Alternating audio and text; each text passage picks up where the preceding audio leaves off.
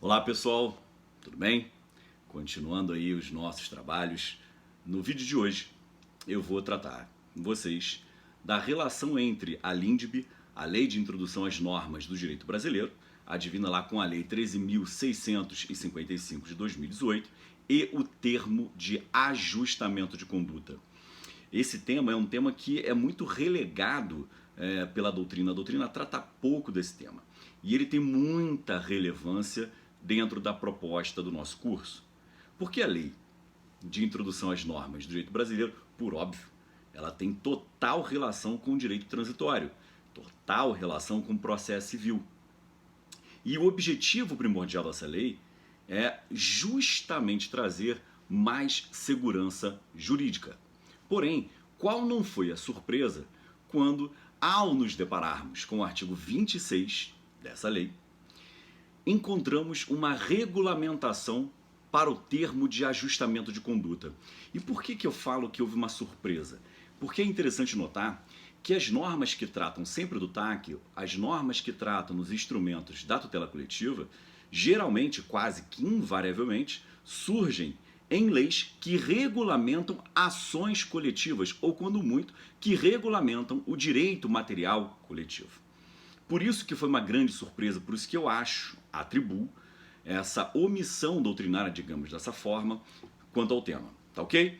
O artigo que a gente vai usar é o artigo 26 da Lei de Introdução às Normas do Direito Brasileiro. Esse artigo 26 já é considerado pela doutrina como uma norma geral regulamentadora do termo de ajustamento de conduta. Vejam vocês a importância que os autores que tratam do tema já trazem para a nossa análise. Mas espera aí, professor, você vai pensar, e a Lei de Ação Civil Pública, ela não trata do termo de ajustamento de conduta? Sim, extremo de dúvida, está lá no artigo 5º, parágrafo 6º. Mas será que a LINDB trouxe alguma alteração para isso? Outro aspecto. Professor, mas espera aí, eu já estudei, por exemplo, que o TAC não poderia ou não deveria ser celebrado no seio da improbidade administrativa. Será que a LINDB trouxe alguma coisa relacionada a isso? Mas, professor, não existem resoluções do Conselho Nacional que tratam do tema? Perfeito. Esses são exatamente os tópicos que a gente vai tratar aqui. Tudo bem? Então, para início de conversa, o artigo 26 da Lei de Introdução às Normas do Direito Brasileiro, esse artigo ele traz expressamente normas gerais para a celebração do termo de ajustamento de conduta.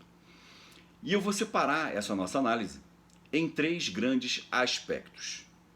Primeiro deles, esse artigo, de maneira absolutamente expressa, permite a celebração do termo de ajustamento de conduta na esfera do direito público.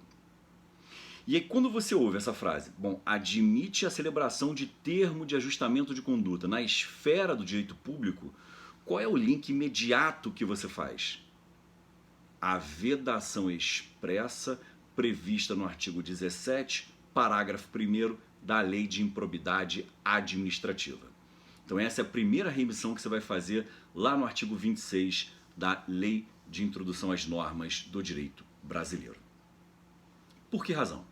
O artigo 17, parágrafo 1º da Lei de Improbidade veda de maneira peremptória acordo, conciliação e transação na seara da improbidade administrativa. Repito, veda de forma expressa acordo, conciliação e transação na esfera da improbidade administrativa. Pois bem, essa vedação, ela é totalmente absoluta. O que a doutrina fala sobre essa vedação? Vocês vão encontrar autores que defendem a literalidade da norma, afirmando a lei veda, não há o que se discutir. Por outro lado, vocês vão encontrar autores, que inclusive este que vos fala, e o Fred Dier, que sustentam assim. Vejam, a lei vedou acordo, conciliação e transação. Mas será que o termo de ajustamento de conduta deve ser classificado como uma transação? Para a tese dominante, o termo de ajustamento de conduta, ele não é na essência uma transação. E quando eu uso o termo essência uma transação, eu me refiro àquilo que estudamos lá no direito civil. Porque quando se fala em transação no direito civil, o que vem à sua mente de maneira imediata? só quem pode transacionar é o titular do direito material e titular de um direito material que seja disponível. Aqui na seara da improbidade, nós não temos nenhum desses dois aspectos. Aquele que celebra o TAC não é titular do direito material e tampouco esse direito material é disponível. Então, grande parte da doutrina de tutela coletiva afasta a natureza de transação para o TAC. Tudo bem? Bom, esse é o primeiro aspecto. Segundo aspecto, vocês não podem deixar de desconsiderar a medida provisória 705, que de maneira expressa revogou o artigo 17, parágrafo 1º da Lei de Improbidade. De maneira expressa revogou o artigo 17, parágrafo 1º da Lei de Improbidade. Só que vejam, essa medida provisória ela durou um prazo específico. Então, durante um determinado período, você poderia sustentar com tranquilidade que houve revogação. Tudo bem?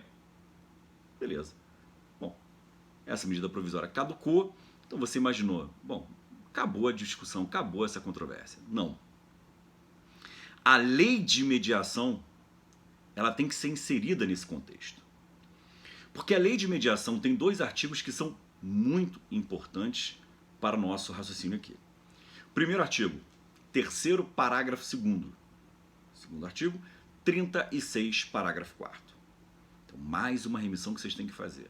Artigo 3º, parágrafo 2º e artigo 36, parágrafo 4º, todos da Lei de Mediação. Alguns autores, quando combinam esses dois artigos, eles formam um arcabouço para sustentar a revogação tácita do artigo 17, parágrafo 1º, possibilitando a partir de então a celebração de TAC e de qualquer tipo de acordo ou conciliação na seara da improbidade administrativa. Tudo bem? Então vejam que essa norma da LINDB, ela repercute em processo civil individual e ela vai repercutir no processo coletivo com muito mais importância na seara da improbidade administrativa. Bom, então esse é o primeiro ponto que a gente tem que trabalhar dentro do artigo 26 da LINDB, que é a possibilidade expressa, a possibilidade clara de celebração de um compromisso de ajustamento de conduta na seara do direito público.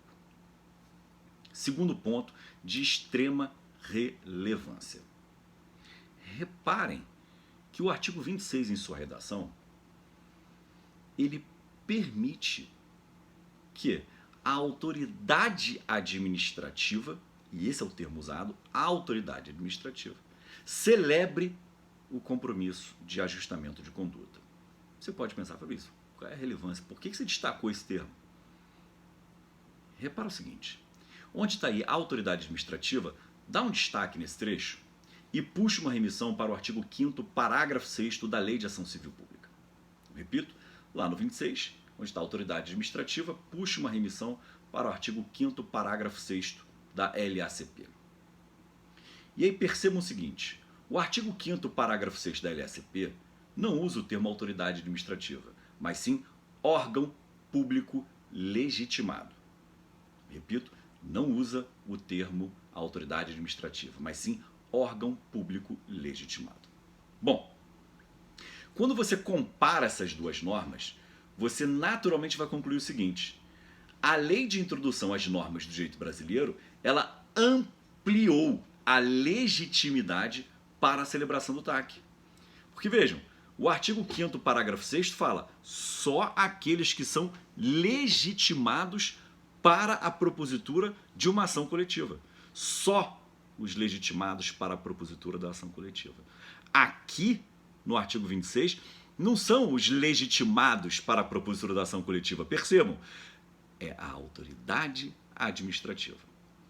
Então, para parte da doutrina, houve uma ampliação dessa legitimidade.